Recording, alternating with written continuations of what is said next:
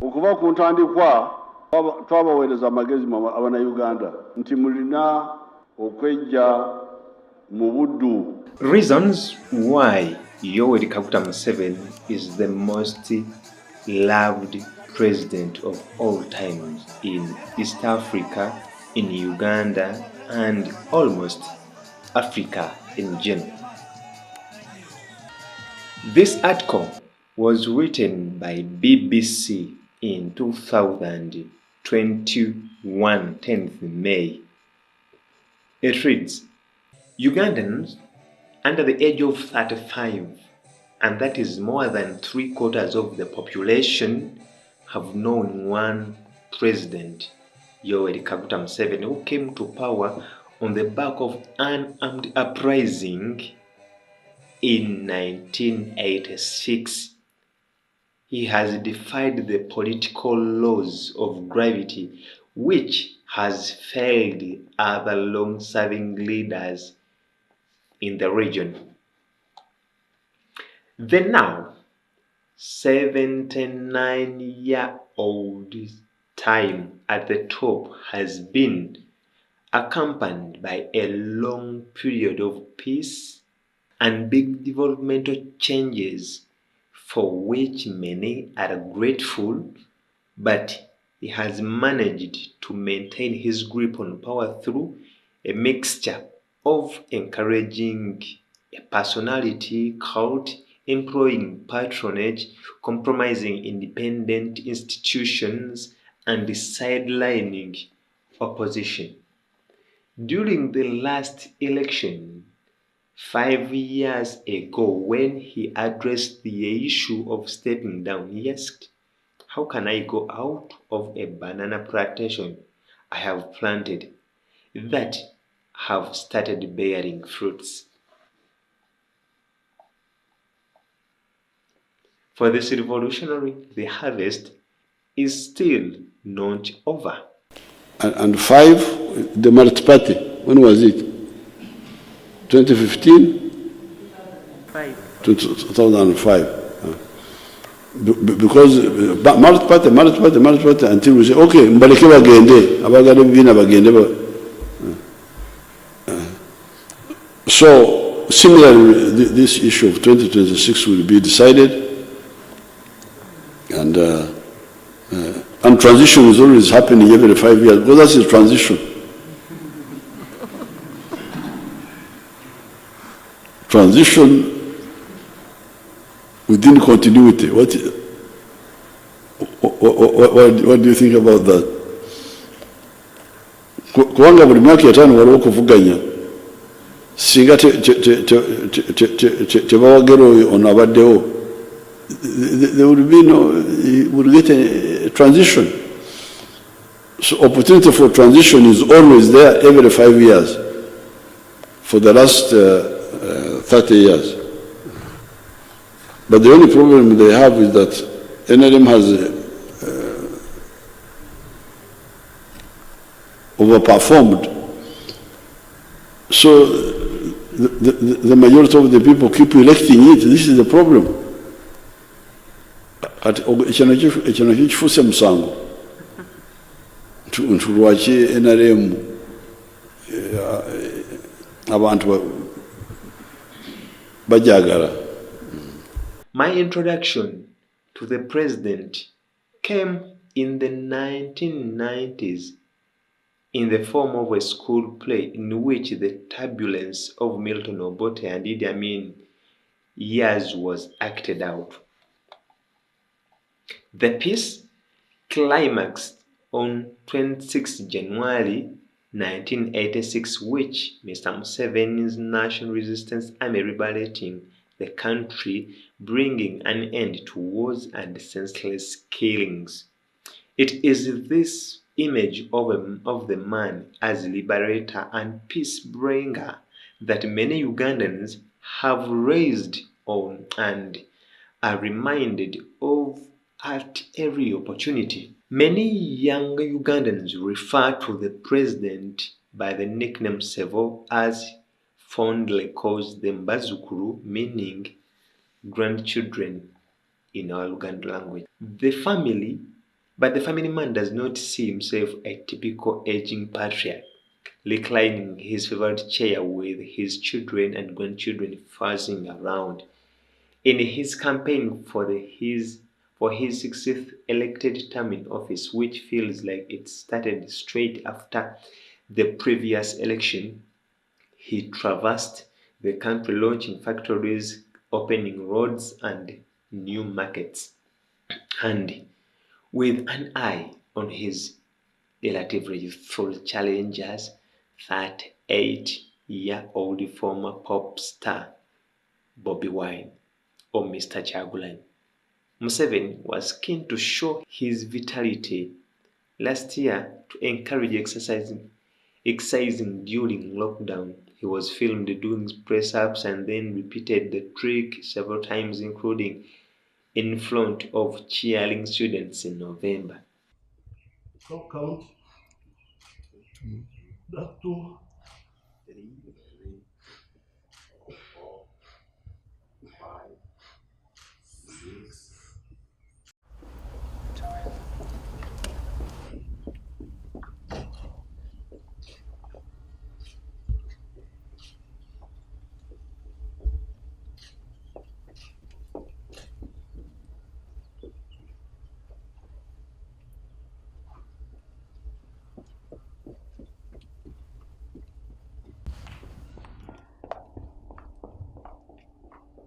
If your father loves you, he has to empower you. In the next 5 years, Sevo will make sure that when we finish school, we are able to get jobs. 25-year-old Angela Chirabo says, touching on the issue of youth unemployment, which is a major source of concern. The economics graduate is a proud Muzukulu, having grown up in a family supporting the governing national resistance movement. She also served as vice chairperson of the party's chapter at university and think the president still has a lot to offer after 35 years in power. Presidential age limit overturned. One of his closest friends and advisors, Johnny Nagenda, says Museveni's selflessness is one reason for his ability to inspire loyalty. He was prepared to die for Uganda. I would say that we are very lucky to have him, the 82-year-old says. Most of other people that I know who have been presidents, they wanted to do it for themselves. They wanted the glory, but Museveni wants to do it for the country and the continent. He is an Africanist. Nevertheless, under the original clause of the 1995 Constitution, the president should not have run for office again after 2005. Indeed, before then, it was widely understood that he was against staying on in power, brushing off queries about the ideas, saying that he would rather go back to his farm. Journalist William Pike, who at one time was seen as very close to the president and the NRA, described in his memoir how the president was genuinely upset when asked at dinner in the 1990s whether he wanted to stay in power for the rest of his life. Museveni said, of course not, but he was clearly furious at what he considered a real insult. He was not faking it. At that stage, he really was not intending to stay in power, Mr. Pike wrote. But something changed his mind in 2004, though it has not been clear what exactly that was, and his MPs endorsed the idea that the constitution should be amended to remove presidential term limit. He had the green light to stand until he reached 75 years of age. And then, in December 2017, the constitutional obstacle of an age limit for a presidential candidate was also removed, an issue which led to brawls on the floor of parliament and police raiding the building. Many saw this as the NRM's way to allow Mr. Museveni to become president for life. It's not for nothing that Parliament felt compelled to reward the long-serving leader. The willingness of MPs to go along with the changes has a lot to do with the fact that they felt they owed their position to the president. Fewer challenges to authority. It is sometimes manifests as development programs for women, market vendors, and government jobs. In a country where 15% of young people are unemployed and over 21% of the population live in poverty, aligning with the right party can save an entire village from destitution. But his supporters point to the transformation of Uganda as a positive reason to give Mr. Museveni 5 more years. If you come from the north and east, you will understand that a big achievement of peace has been brought. For 20 years, those regions were engulfed in war, says 28-year-old Jacob Eyel, who leads the government's National Youth Council, while acknowledging that joblessness is a worry. He adds that the NRM has transformed the economy to make it not just regionally competitive, but also globally competitive. Despite these changes, it has also weakened the independence of some of the country's key institutions to ensure fewer challenges to its authority. The judiciary has not been spared and in recent years has been accused of recruiting so-called cadre judges who are loyal to the government.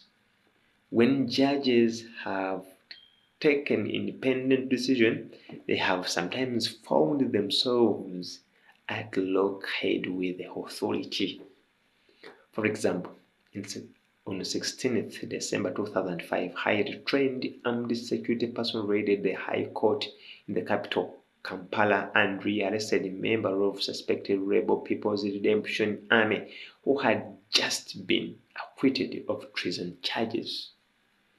They turned the Temple of Serenity into a theater of war. Justice James Ogora wrote in a poem about the incident titled Rape of the Temple. When it comes to challenging election results, the outcome of every presidential race except in 2011 one has been contested in court. In all cases, the court ruled that the irregularities were not serious enough to warrant an annulment. The media has also had its independence threatened. In the early days before censorship and drought set in, there was a strand of intellectualism within the regime that tolerated dissenting views and was able to debate and disagree with them, says Daniel Kalinaki, the National Media Group's general manager for editorial in Kampala. But outlets have been raided and journalists detained as the leading riots in the government have become increasingly thin-skinned, Mr. Kalinaki adds. But perhaps the most significant factor in Mr. Museveni's longevity is the way that any potential opposition force has been nurtured.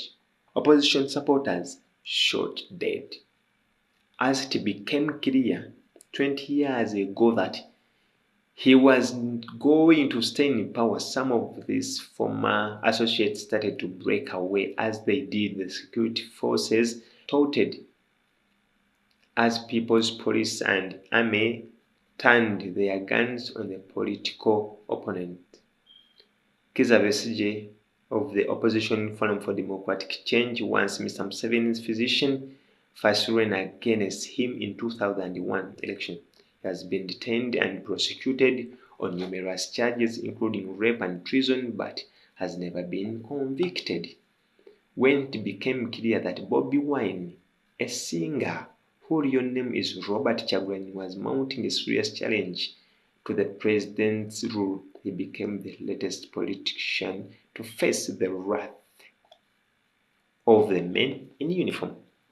The MP, whose star power drew a huge crowd of young people, was brutally arrested during Koregi's by-election campaign in the northwestern town of Arua in 2018. He then faced treason charges, which were later dropped. On the campaign trail for 2021 election, the police arrested, tear gas and shot at him and his supporters for defying coronavirus restrictions on the gathering of large groups. During 2 days of protest in November 2020, following Bobi Wine's arrest, 54 people were killed, and many of them believed to have been shot by the security forces. Sticking your head above the parapet in Uganda is a brave choice, and anyone who seeks to challenge Mr. Museveni should be in no doubt about the level of harassment that they are likely to face. Through his 38 years in charge, he has come to sit at the apex of power, where he is in total control. He has also managed to reinvent himself. Whereas he was once the political upstart in his early 40s, anyone taking on the role now risks incurring his considerable wrath. Thank you for watching. Kindly like, subscribe and share. Sembayo ze sente zentandikwa. Esente ezo twatandika dda okubasindikira sente, naye ekizibu ekibaddewo mubadde mugamba nti ab'embuto bazitwala bokka. Kati yensonga ntumye eddamulira ne ntuma kuteesa ne bagamba nti abageto beekolere entegeka zaabwe, bakole saako zaabwe. Kati bangambye nti mukoze saako 12 mu Kampala. Saako ezo buli saako okuva olwaleero ngenda kutandika ne miliyoni 10 mu buli saako.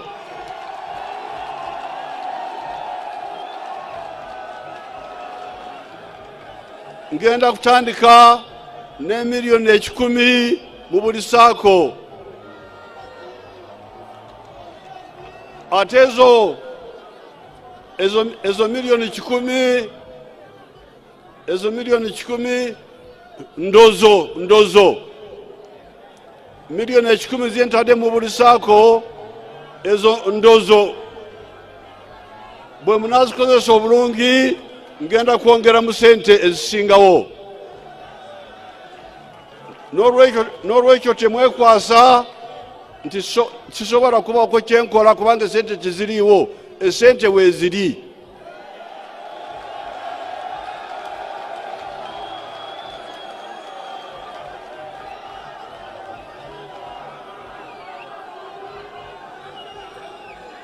Kale naye kyetaaga okukolera wamu ate n'okubeera abeesimbu, ne mulema okulyamu bannammwe olukwe, okuba sente z'abannammwe.